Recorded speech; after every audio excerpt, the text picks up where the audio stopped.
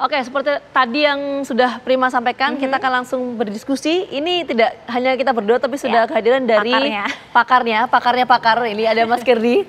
Selamat siang, ini menuju sore, Mas Kirdi. Selamat siang, Mbak Vita, Mbak Prima. Oh ya, ini kita sengaja hadirkan laki-laki karena biar sepahaman nih, sepemahaman, sefrekuensi gitu ya dengan yang disebut namanya Albert tadi gitu ya. Ini sebetulnya betul tidak sih ada motif ke arah yang enggak atau memang karena memang orangnya sangat friendly, terlalu friendly mungkin.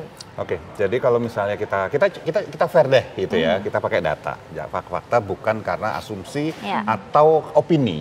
Kalau dibilang bahwa ada netizen banyak sih yang bilang misal mukanya ini nih mesum, ada yang flirting segala macam, itu kan opini mereka. Yuk tetap fair sama Pak Albert inilah gitu. Nah kalau kita lihat apakah orang ini menggoda atau tidak, itu perlu dilihat dari pola yang dia tunjukkan, dia tampilkan. Polanya seperti apa? Pola kalimat, bahasa tubuh termasuk ekspresi wajah. Kalau yang sederhana, kalau kita perhatikan, gestur komunikasi besarnya dulu, ketika diklarifikasi, buat saya terlalu banyak hal-hal yang tidak nyambung. Dari klarifikasinya dulu, kita belum masuk lebih dalam. Contoh di part yang mana? Contoh misalnya dikatakan bahwa dia minta gabung, itu dulu aja. Kalau kita tonton videonya yang minta gabung tuh mereka gitu, ngajak gitu loh. Itu satu, itu bisa dikatakan bahwa oke, bohong satu nih, gitu, atau tidak tepat satu, gitu. Yang kedua, ketika kemudian bahwa ini mempersilahkan karena ramah tamah. Kata-kata misalnya saya mengatakan pada seseorang, saya sama laki-laki deh ngasih tahu ke seorang perempuan, boleh mampir ke hotel aku, itu artinya saya membuka kesempatan. Bolehnya di depan, istilahnya silahkan mampir ke hotel aku, boleh dan silahkan itu sama. Tapi kata-katanya nggak gitu. Mampir ke hotel aku, boleh. Ngajak, itu ajakan, bukan persilahkan. Ya terserah si bapak mau ngomong apa ya terserah gitu ya, tapi itu ajakan gitu. Bukan lagi persilahkan, beda posisi gitu, itu beda jauh. Kemudian, bahwa dibilang orang baik, dia nepuk-nepuk saya orang baik. Kalau kita perhatikan yang video lengkap ada, yang nepuk-nepuk yang tangannya ke arah wilayah personalnya Jia, itu si Albert ini. Tangannya ke belakangnya Jia seperti ini, ke tadi kursinya. Ini kita gitu. lihat ya. Mau nyuapin loh, Itu yang berikutnya lagi, saking banyaknya gitu ya.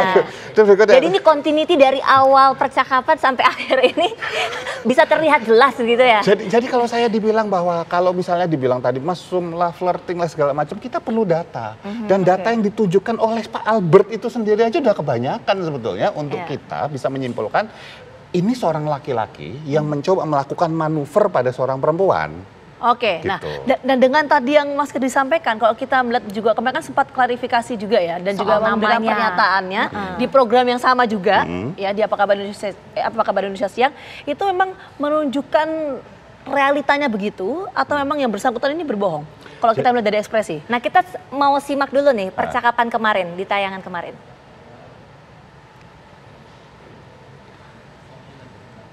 Pak Asri, tapi di video tersebut Pak Asri mengaku namanya Albert. Kenapa Pak? Iya, karena nama saya nama-nama panggilan nama-namanya gaul begitu. Oh, itu nama gaulnya Pak Asri gitu ya Pak Albert?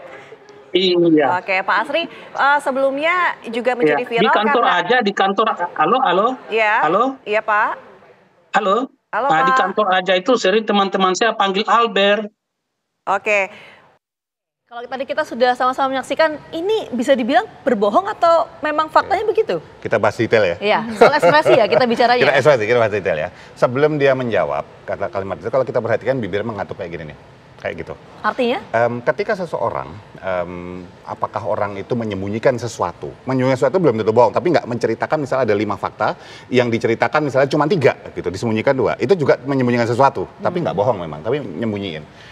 Nah, bibir dan daerah tenggorokan itu kering saat seseorang itu menyimpan sesuatu yang bukan aslinya atau ada yang belum dibuka semua.